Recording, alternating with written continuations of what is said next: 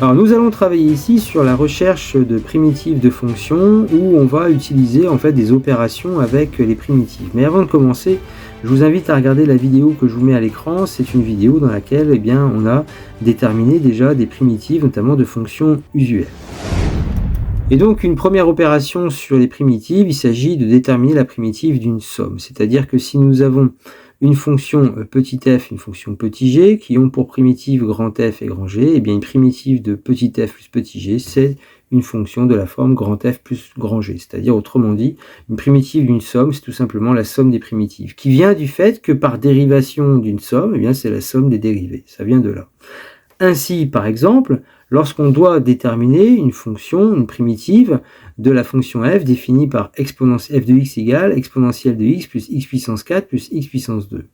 Eh bien, une primitive sur R de cette fonction, notée grand F de x, vous avez ici une somme de trois fonctions, on va prendre une primitive de chacune des trois fonctions qui construisent cette fonction petit f. Donc, une primitive d'exponentielle de x, c'est exponentielle de x, plus primitive de x puissance 4, c'est 1/5 de x puissance 5. Là, je vous ramène sur la vidéo dont je vous ai parlé. Et enfin, primitive de x carré, c'est 1/3 de x au cube. Voilà comment on détermine une primitive d'une fonction construite à l'aide d'une somme de fonctions. Alors, autre opération avec les primitives, cette fois-ci avec le produit par un nombre réel. À savoir que si grand F est une primitive de petit f sur un intervalle, A un nombre réel, une primitive de A fois f, A fois petit f, c'est A fois grand F. Autrement dit, un multiplicateur constant, on n'y touche pas. Ça vient du fait justement que par dérivation, lorsqu'on a un multiplicateur constant comme ici K, on n'y touche pas. Ainsi, si je vous propose cet exemple, prenons la fonction petit f définie par f de x égale 7x puissance 3. Une primitive de cette fonction, notée grand F de x, le multiplicateur 7, on n'y touche pas. Primitive de x puissance 3, c'est un quart de x puissance 4, et donc ça devient 7 quarts de x puissance 4.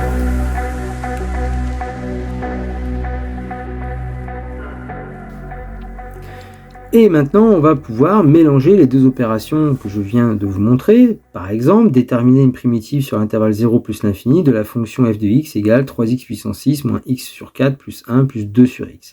Alors, 3 fois x puissance 6, on voit le multiplicateur 3 sur x puissance 6, 2 sur x. Alors, 2 sur x, on ne l'a pas en fait comme primitive dans le tableau qu'on a pu voir dans la vidéo dont je vous ai parlé. Par contre, 2 sur x, on peut l'écrire 2 fois 1 sur x. Et une primitive de 1 sur x, c'est ln de x. Autrement dit, on essaye, quand on peut, faire apparaître des multiplicateurs. Et il y en a un autre.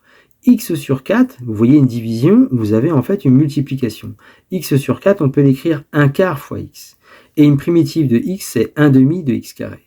Ainsi, notre fonction petit f, en l'écrivant 3x puissance 6 moins 1 quart de x plus 1 plus 2 fois 1 sur x, une primitive est grand f de x égale 3 fois 1/7 de x puissance 7, ça c'est primitive de x puissance 6, moins 1 quart multiplicateur constant, fois 1 demi de x carré, qui est une primitive de x, plus x primitive de 1, plus 2 ln de x, puisque ln de x est une primitive de 1 sur x sur notre intervalle 0 plus l'infini. Nous avons donc après, par simplification, une primitive de notre fonction f de x égale 3/7 de x puissance 7 moins 1/8 de x au carré plus x plus 2 ln de x. Un deuxième exemple où on demande de déterminer une primitive de notre fonction f définie sur l'intervalle 0 plus l'infini par f de x égale moins 2x puissance 4 plus 3x plus 1 sur racine de x moins 5 exponentielle de x. Donc une primitive s'écrira grand f de x égale moins 2, le multiplicateur constant on le laisse, fois 1/5 de x puissance 5, c'est une primitive de x puissance 4, plus 3 fois primitive de x, c'est 1 demi de x carré, plus, alors primitive de 1 sur racine de x, on l'a vu justement dans la vidéo dont je vous ai parlé, c'est 2 racines de x, et moins 5 fois, primitive d'exponentielle de x, c'est exponentielle de x. Notre fonction primitive ici s'écrira donc moins 2/5 de x puissance 5, plus 3 demi de x carré, plus 2 racines de x, moins 5 exponentielle de x.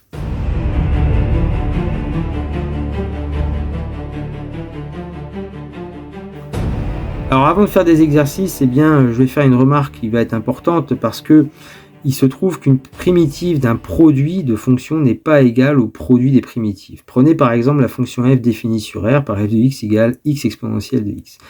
Surtout, c'est qu'une primitive n'est pas, j'ai bien dit n'est pas, 1 demi de x carré exponentielle de x. C'est-à-dire l'erreur à faire, c'est de dire qu'une primitive de x c'est 1 demi de x carré, une primitive exponentielle de x c'est exponentielle de x, donc une primitive de petit f, c'est celle-là. Ça ne fonctionne pas.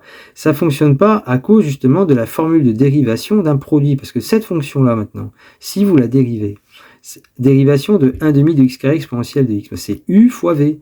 Donc c'est u' fois v, c'est la dérivée d'un demi de x carré, c'est x, fois v, plus 1 demi de x carré, c'est u, fois v', c'est exponentielle de x. Or, l'expression que vous avez là ne correspond pas à la fonction f.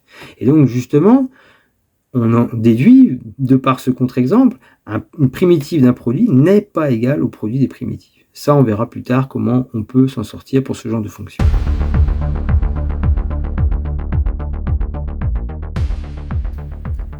Alors, je vous propose un exercice où on doit déterminer une primitive sur R, des fonctions ici que vous avez à l'écran. Donc, vous pouvez faire pause sur la vidéo, vous essayez de déterminer une primitive pour chacune de ces fonctions et vous avez la correction juste après. Donc, une primitive de la fonction f définie par f de x égale x puissance 5 moins x, eh bien, est une primitive grand f de x, 1/6 de x puissance 6 moins 1 demi de x carré.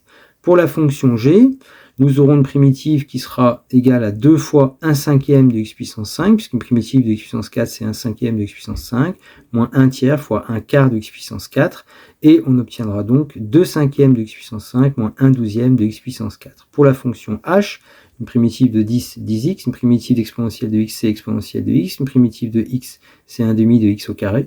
Donc on aura une expression 10x moins 3 exponentielle de x plus 1 demi de x au carré.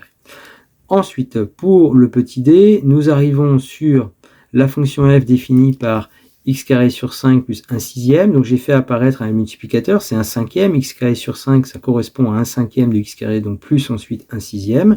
Et donc après, une primitive de x au carré, c'est 1/3 de x au cube. Donc on aura grand f de x qui sera égal à 1/5 fois 1/3 de x au cube plus 1/6 de x. Et ce qui donne 1/15 de x au cube plus 1/6 de x.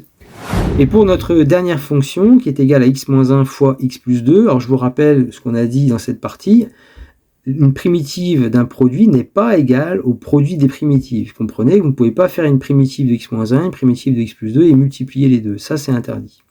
Donc ici, pour trouver une primitive de cette fonction, on va d'abord distribuer, c'est-à-dire développer. On obtient x carré plus 2x moins x moins 2, ce qui devient x carré plus x moins 2. Et maintenant, une primitive sera donc primitive d'x carré 1/3 de x au cube. Pour x, ce sera 1 demi de x carré. Et puis pour 2, ce sera 2x. Donc une primitive, ce sera 1/3 de x au cube plus 1 demi de x carré moins 2x.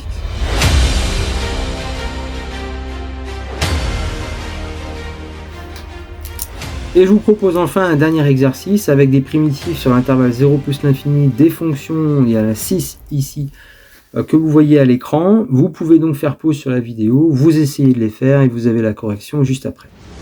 Donc en correction de ces primitives sur l'intervalle 0 plus l'infini de la fonction f définie par f de x égale 3x plus 1 sur x. Donc nous aurons comme primitive f de x égale 3 fois 1 demi de x carré. 1 demi de x carré est une primitive de x. Primitive de 1 c'est x, primitive de 1 sur x ln de x. Donc une primitive est f de x égale 3 demi de x carré plus x plus ln de x. Pour la fonction g, on va transformer un petit peu le deuxième terme. 1 sur 2x, on va l'écrire 1 demi fois 1 sur x. Ainsi, une primitive de la fonction g sera 1 demi de x carré moins 1 demi fois ln de x. Pour la fonction h, j'ai un petit peu transformé le 4 sur x carré. J'ai écrit que c'était 4 fois 1 sur x carré afin de faire apparaître le multiplicateur 4. On ne va pas toucher d'ailleurs. Ainsi, une primitive de cette fonction h sera la fonction h de x définie par 1/4 de x puissance 4 plus 4 fois, alors primitive de 1 sur x carré c'est moins 1 sur x, et donc ça devient h de x égale 1/4 de x puissance 4 moins 4 sur x. Pour la fonction f définie par f de x égale 7 sur x puissance 3, donc j'ai écrit que c'était 7 fois 1 sur x puissance 3 afin de sortir le multiplicateur 7. 1 sur x puissance 3, c'est x puissance moins 3, et une primitive de x puissance moins 3, alors on rappelle, on augmente de 1 sur la puissance, donc ça fait moins 3 plus 1, ça fait moins 2, et on compense en divisant par le nouvel exposant, qui sera donc moins 2. Donc ça va nous donner f de x égale moins 7 demi fois 1 sur x carré, puisque 1 sur x carré, c'est x puissance moins 2, et on pourra aussi écrire f de x égale moins 7 divisé par 2x carré. Alors pour la fonction g de x, 4 sur x moins 3 sur x carré plus 1 sur x puissance 4, donc j'ai sorti les multiplicateurs constants en écrivant que g de x c'est 4 fois 1 sur x plus 3 fois moins 1 sur x carré plus x puissance moins 4. Ainsi, une primitive sera g de x, grand G de x égale 4 ln de x, plus 3 fois 1 sur x, puisque une primitive de moins 1 sur x carré est 1 sur x, plus, alors, au niveau des puissances, on retrouve le même phénomène que pour la fonction précédente, on aura 1 sur moins 3, x puissance moins 3.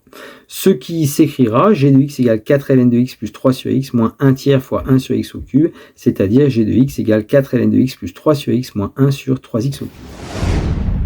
Alors pour la fonction h définie par h de x égale x au carré moins x plus 2 divisé par x, on a vu dans cette partie qu'une primitive d'un produit n'est pas égale au produit des primitives. C'est-à-dire que là aussi pour la division, eh bien, une primitive d'un quotient n'est pas égale au quotient des primitives. Si vous préférez, il ne faut pas prendre une primitive du numérateur, une primitive du dénominateur et puis après de faire le quotient. Non, ça ne fonctionne pas. Alors ici, pour trouver une primitive de cette fonction h, l'idée en fait est de couper la fraction, puisque nous avons un dénominateur qui est x, donc ça va devenir x carré sur x moins x sur x plus 2 sur x, c'est les règles sur les fractions. Mais x carré sur x, c'est x sur x ça fait 1, et on retrouve ici 2 fois 1 sur x. Et nous obtenons alors comme primitive la fonction grand h de x égale 1 demi de x carré moins x plus 2 ln de x.